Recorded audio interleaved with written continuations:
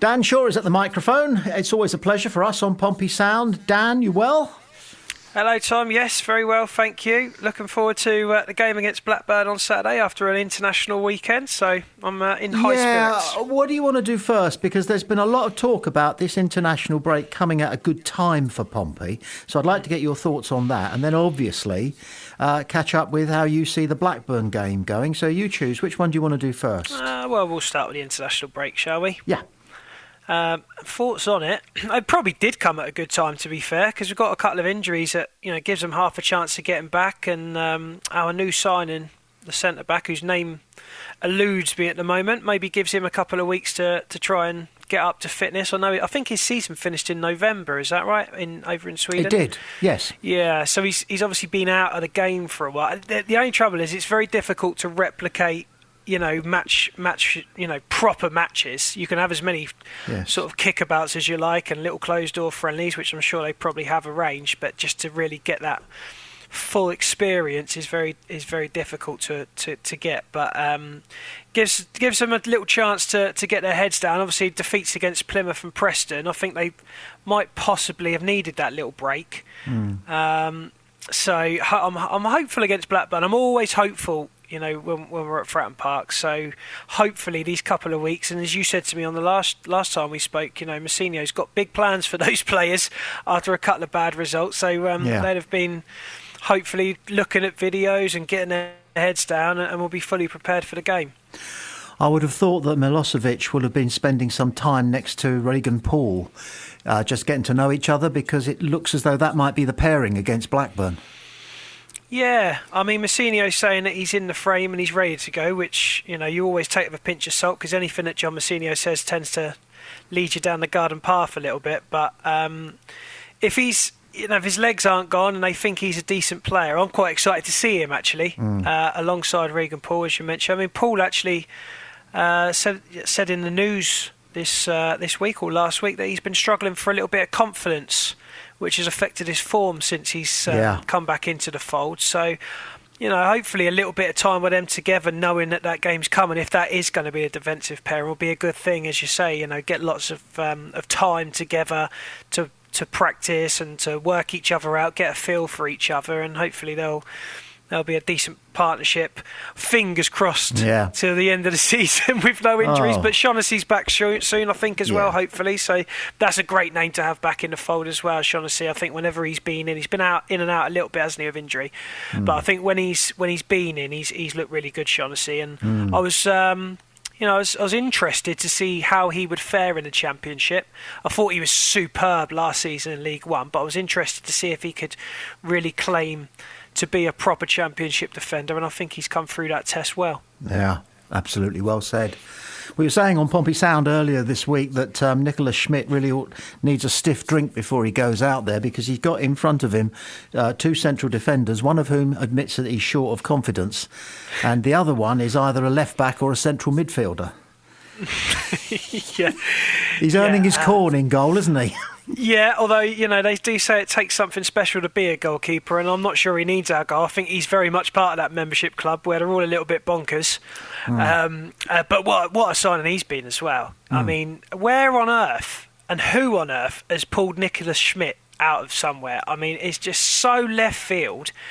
I did expect when he came in that he would eventually be number one, but of course we hadn't seen him. We didn't know quite what to expect. Norris had done really well in League One, but he was another one I looked at and I thought, he's been brilliant for us this season, but I just felt as though he was lacking a few attributes and elements that would make him a Championship keeper, and he was probably one of the players who made the transition into the league above who wasn't quite there.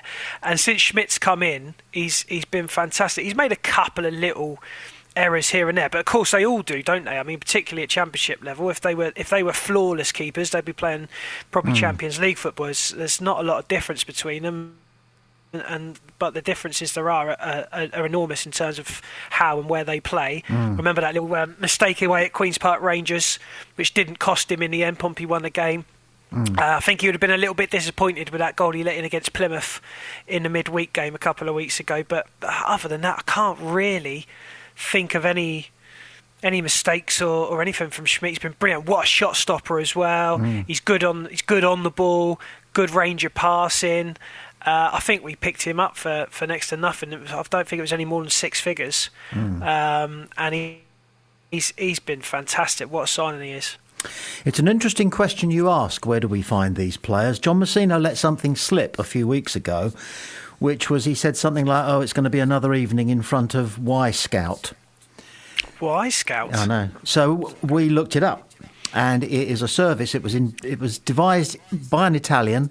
It's an Italian website, massive website, and it is for professionals.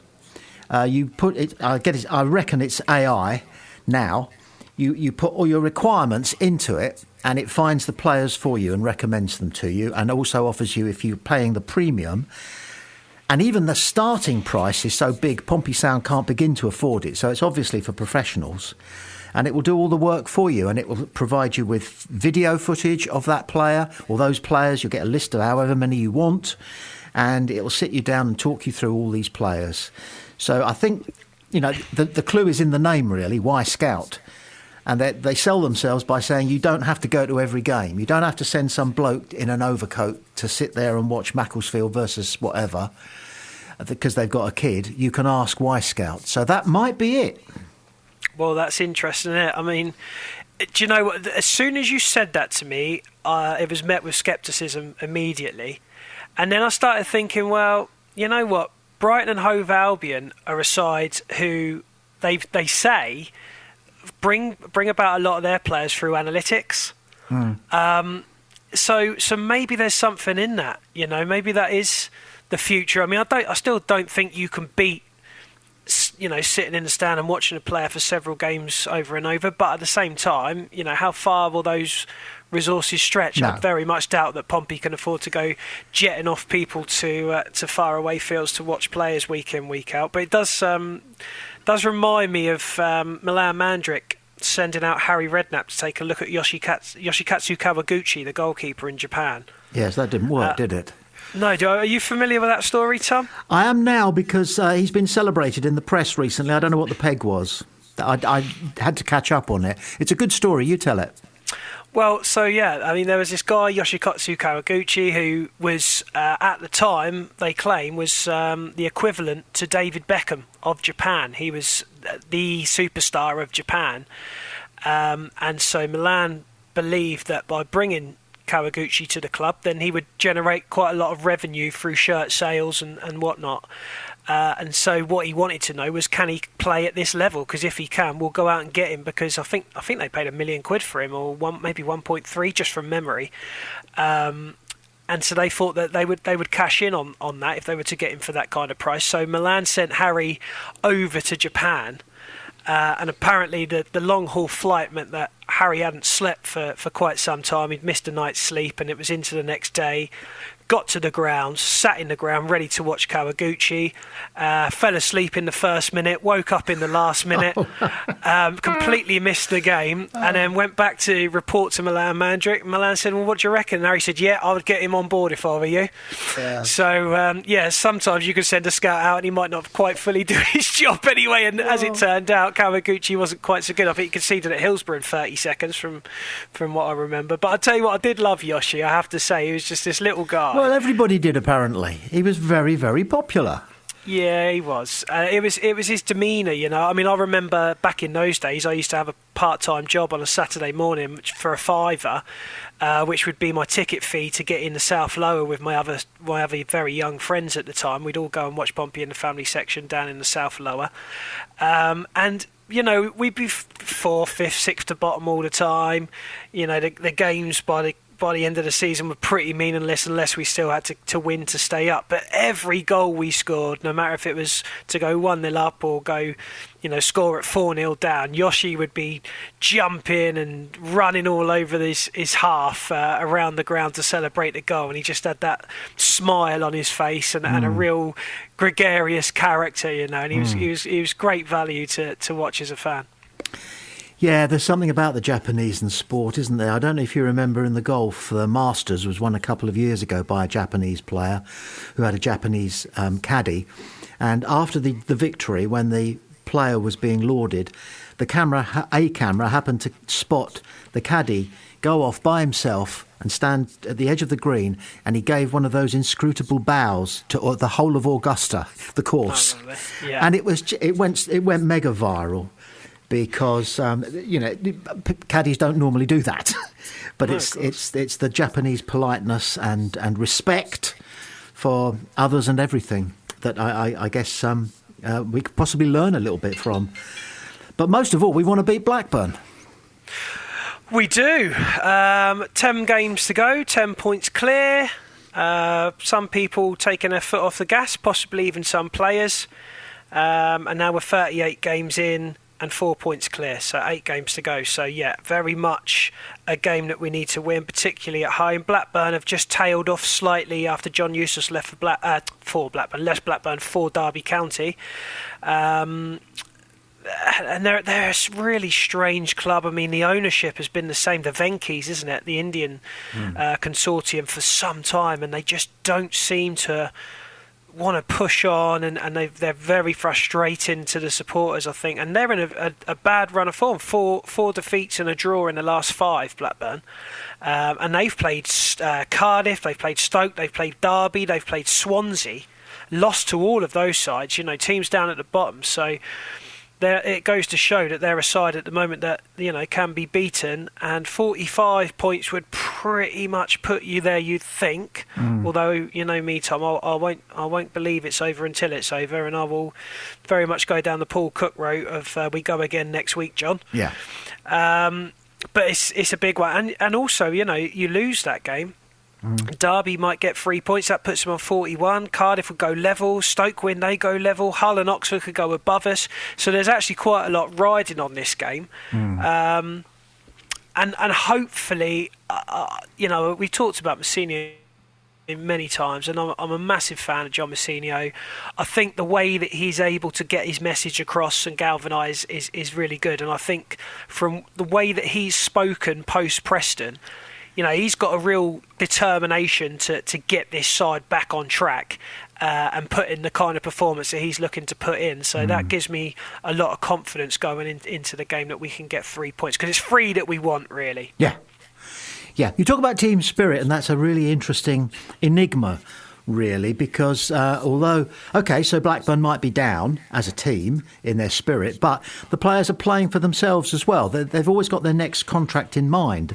And I remember an England batsman, Jeff Boycott, being asked, what would you rather, Jeff, score a century and lose the game, or win the game and you're out for a duck?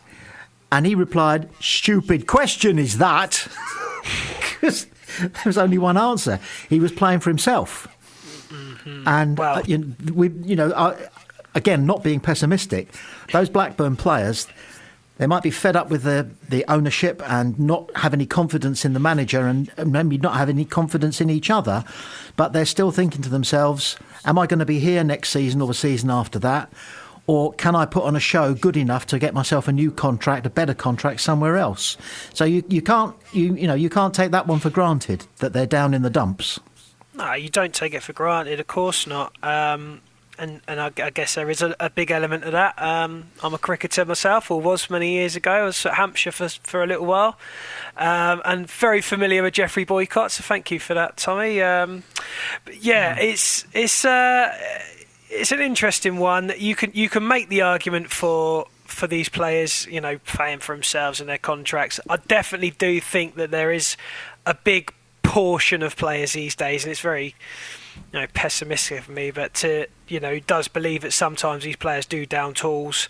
I think there are some teams and some players sometimes who are already on the beach come the end of the season. I'm not saying that is Blackburn, but we've got to kind of capitalise on the fact that they have lost their manager. They are on a bad run of form, and at the end of the day, there's Pompey players who are playing for their contracts and their futures too. So hopefully they'll want it more.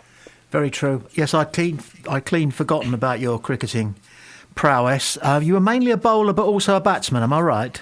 Well, I opened the bowling all my life, and then when I joined up at Hampshire, I was coached to bat because I could not bat for toffee.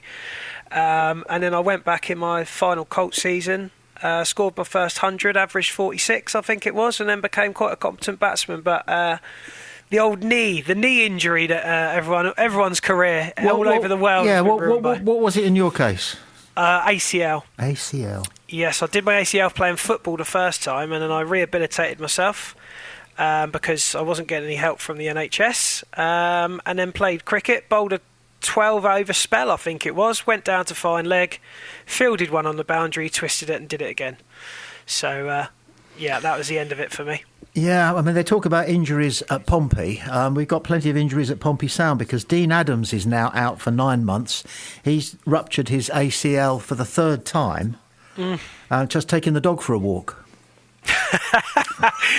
Age creeping up on Dino. No, I absolutely sympathise, and I always wince, like when I'm commentating or even watching a game, when I see a player go down awkwardly, particularly off the ball, and they grab that knee. Yeah. It sounds ridiculous, but I almost well up a little bit because I know just how awful that injury is. I mean, nowadays they can fix it with a lot of these pros, but it used to be career defining, didn't it? In the 90s, from my recollection as a kid, if you had one of them, that was it. Game over, career over. Yeah. So I definitely sympathise to Dino as I did with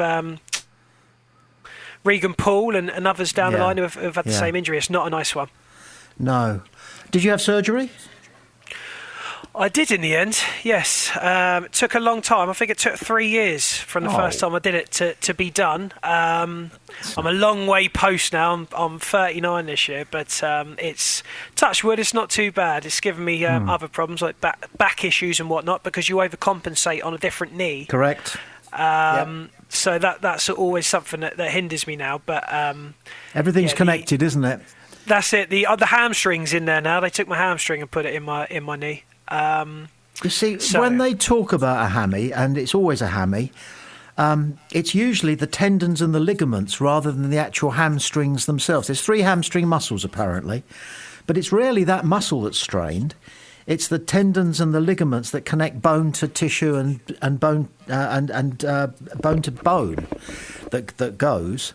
But they call it a hamstring injury. What was the other thing I was going to say? Yeah, going back to team spirit then, just quickly, I'll start on the cricket thing. It used to be the case, correct me if I'm wrong, that in the dressing room, the batters would blame the bowlers, their own bowlers, and the bowlers would blame the batters. And you had that clear distinction between the two specialities. But because we live now in such a day and age of all-rounders, whereas every bowler is expected to bat a bit, and from time to time, Joe Root will be just as good a frontline bowler as anything we've got. So I suppose the tensions in a cricket dressing room now are slightly different from what they were when you got started in the game. Well, I would guess so, but I can't vouch for it, Tommy. It's been 17 years since I last played cricket, unfortunately. I keep promising a comeback, it never comes. Phone rings every summer and I say, yeah, I might do, and then I don't. So it's been a while. Well, it takes up your whole weekend, though, doesn't it? That's the thing. A game of football, that's a Sunday morning, depending on your standard. But a game of cricket, that can be your whole weekend. Oh, it is. Yeah, I mean, if you're playing good level, you're setting off in the morning. You're getting home at night, so it's a long old day. But it's something I enjoy. Always an absolute pleasure getting your wisdom and your insight and your good humour. Dan, take it easy, and Cheers, we'll Tommy. talk to you very soon. Appreciate it. Cheers, mate.